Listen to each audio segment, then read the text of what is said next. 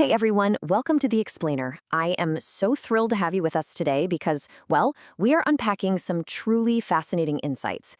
Today, we're exploring the real root causes of chronic physical distress, and we're going to be doing it through the expert lens of Sozin Sensei. He's a highly respected professional acupuncturist based in Ginza, and you might know him from his incredible work on the channel Body Without Relying on Medicine.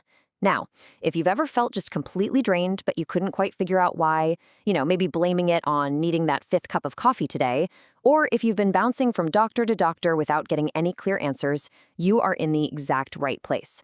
We are going to break down some pretty complex medical concepts into clear, actionable insights. So let's just get right into it. So this whole exploration was actually born from a very specific viewer question, a real mystery. Are autonomic nervous system disorder and brain sensitivity syndrome different conditions? Now, on the surface, those sound like two entirely different medical diagnoses, right? One sounds like an issue with your body's automatic wiring, and the other sounds like your brain is just stuck on overdrive. But are they actually separate things, or are they just two sides of the exact same coin? Well, that is the core mystery we're going to solve today. Okay, let's dive into this. Section 1, defining the conditions.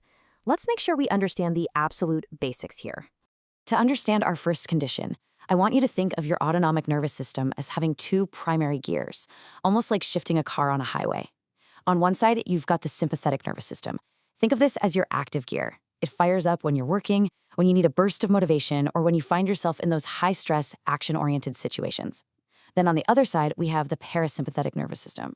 This is your rest gear. It's completely responsible for relaxation, recovery, and of course, sleep. Now, in a healthy body, you shift smoothly back and forth between these two gears all day long without even thinking about it. But let me ask you, have you ever felt like your body's gear is just completely stuck? Like you are desperately trying to rest, but your engine is just still revving away in that active gear? Well, that awful feeling of being stuck is exactly what brings us to this diagnosis. Autonomic nervous system disorder is, at its absolute core, the inability to smoothly switch between those natural sympathetic and parasympathetic gears. The whole transition mechanism just breaks down. You might be absolutely exhausted, practically begging for that parasympathetic rest, but your body is locked in that sympathetic, high alert state.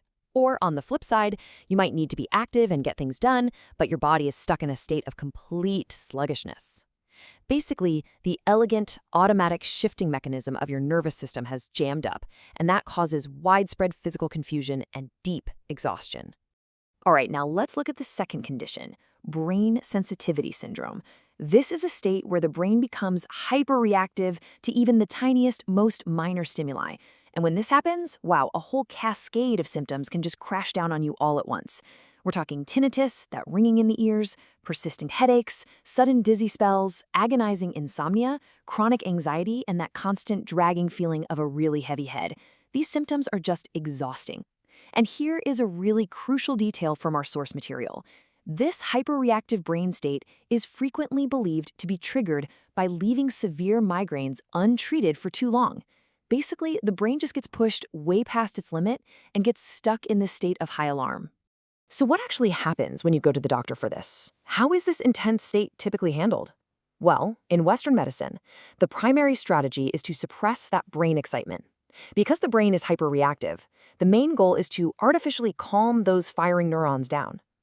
So doctors will commonly prescribe medications designed for this exact purpose. Things like anti-epileptics such as Revitral or Lendicin, as well as SSRIs. It's kind of fascinating when you think about it. A lot of our modern treatment aims to essentially mute the brain. It focuses very directly on managing that excitability through pharmacological intervention, rather than asking why the alarm is sounding in the first place. Now, what's really interesting is this next part. Section 2, the paradigm shift.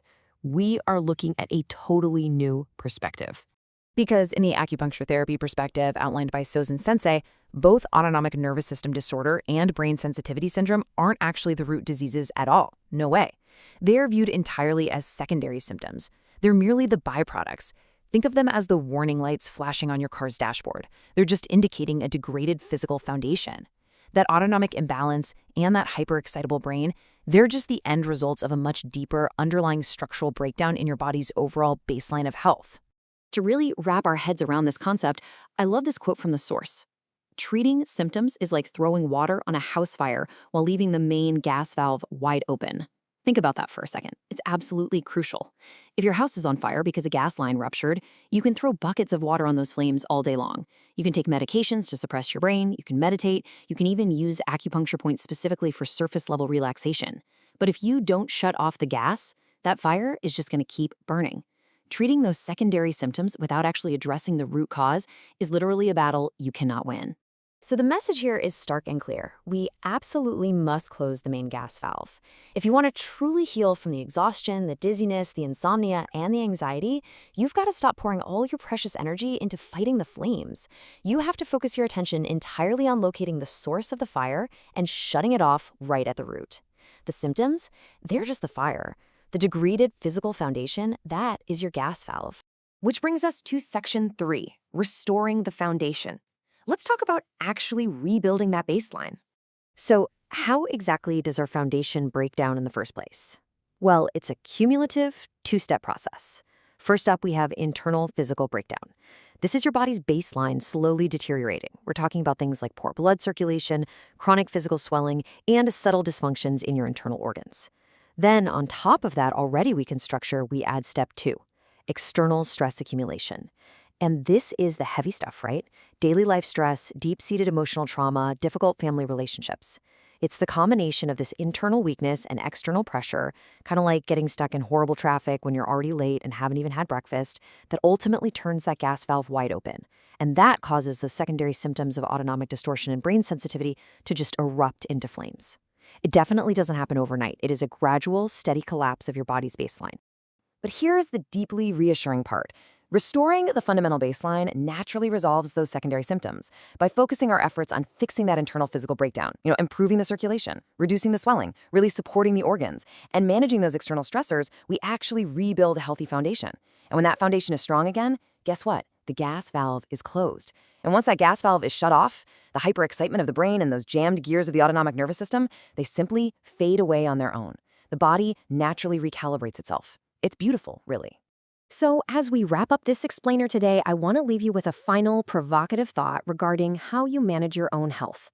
Really ask yourself, are you just fighting the fire, or are you ready to close the gas valve? It's a profound shift in perspective, moving from merely surviving your daily symptoms to fundamentally rebuilding your baseline from the ground up. Thank you so much for exploring this fascinating approach with me today, and I'll see you in the next one.